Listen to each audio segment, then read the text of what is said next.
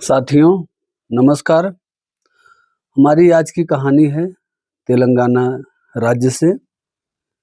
माँ बेटी का एक ही आशिक, आशिकी में गई पति की जान। दोस्तों, नई नवेली दुल्हन, उसका प्रेमी और एक मासूम पति। 23 साल की ऐश्वर्या की शादी 18 मई को 26 साल के तेजेश्वर के साथ हुई थी। महज एक महीने में तेजेश्वर की जान ले ली गई और उसकी लाश एक नाले से मृत अवस्था में पाई गई। जब उस इलाके के लोग नाले के पास गए तब उसको एक लाश दिखी। तब गांव वालों ने पुलिस को फोन करके इसकी सूचना दी। मौके पर पुलिस आई दोस्तों, लाश को देखी, उसको पोस्टमार्टम के लिए लाश को भेजा, जहां पर बताया गया है कि पहले उसकी गर्दन को काटा गया है किसी धारदार हथियार से, बाद में उसके पेट में चाकू मारकर हत्या की गई है। लाश का शिनाख्त करना अभी बाकी है। उसके जेब से कोई भी पहचान पत्र नहीं मिला, लेकिन उसके हाथ पर बने टैटू के निशान से पुलिस को उसका शिनाख्त करवाना है।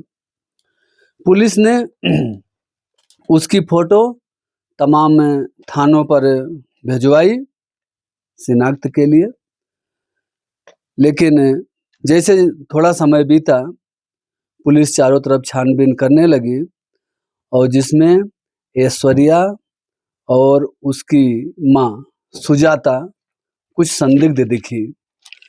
दोस्तों, पुलिस ने उनसे पूछताछ जारी रखा।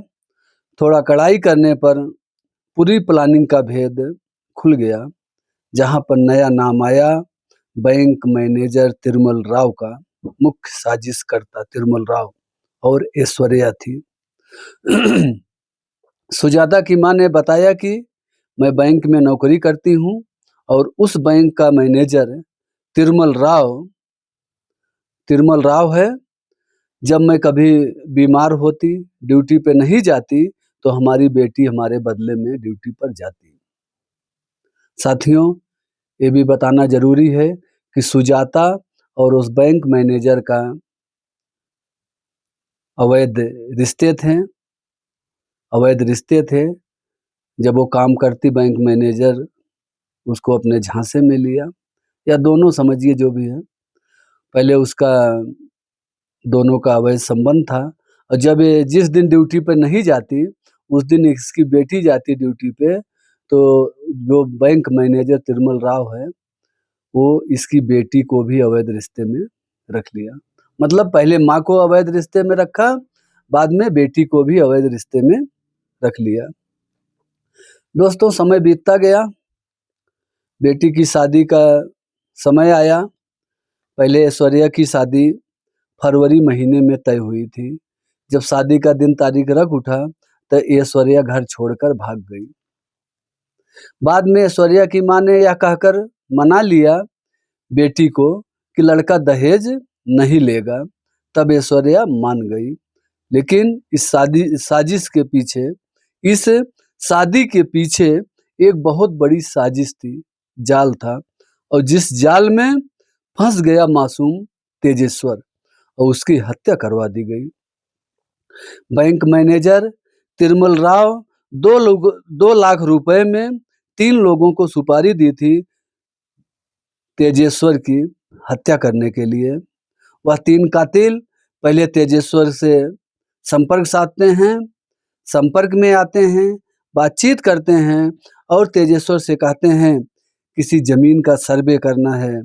करने के बहाने उसको कार में पीछे वाली सीट पर बैठाकर लेके एक सुनसान जगह पर ले जाते हैं। साथियों, उस सुनसान जगह पर पीछे बैठे हुए तेजेश्वर को कातिलों ने पहले उनका गला काटा और इस पर भी उनका मन नहीं भरा तो पेट में चाकू मारकर हत्या कर दी। साथियों, आपसे और बताना चाहेंगे कि इन कातिलों का हिम्मत तो देखिए कि वीडियो कॉल करके लाश को दिखाया गया। किसको दिखाए? जो सुपारी दिया था। वीडियो कॉलिंग करके इस लाश को दिखाया गया और दिखाने के बाद उस लाश को एक नाले में फेंक दिया गया। नाले में फेंक दिया गया, लेकिन पानी कम होने की वजह से लाश दिख गई और हाथ पर बने टैटू की वजह से पहचान उजागर हो गया। इतना ही नहीं साथियों, पुलिस का कहना है कि राव ने अपनी पत्नी को भी मारने का प्लान बनाया था, क्योंकि उसके बच्चे नहीं थे।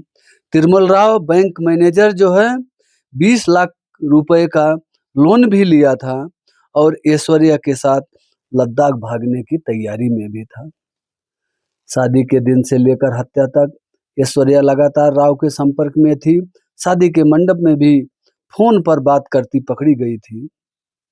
साथियों, समाचार लिखे जाने तक तिरुमल राव जो बैंक मैनेजर है और ऐश्वर्या जो उसकी गर्लफ्रेंड है, दोनों को गिरफ्तार कर लिया गया है और उसकी मां सुजाता को हिरासत में लेके पूछताछ पुलिस कर रही है आगे की कार्रवाई के लिए।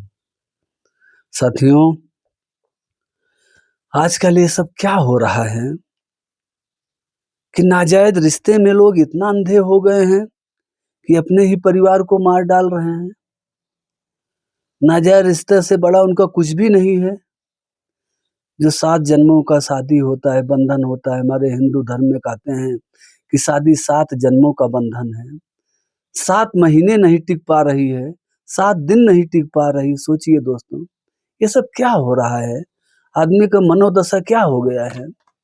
इस पे दोस्तों ब्रेक लगना चाहिए। ऐसा नहीं होना चाहिए, समाज के लिए बहुत घातक है और आज के समय में इसका चलन बहुत बढ़ गया है साथियों।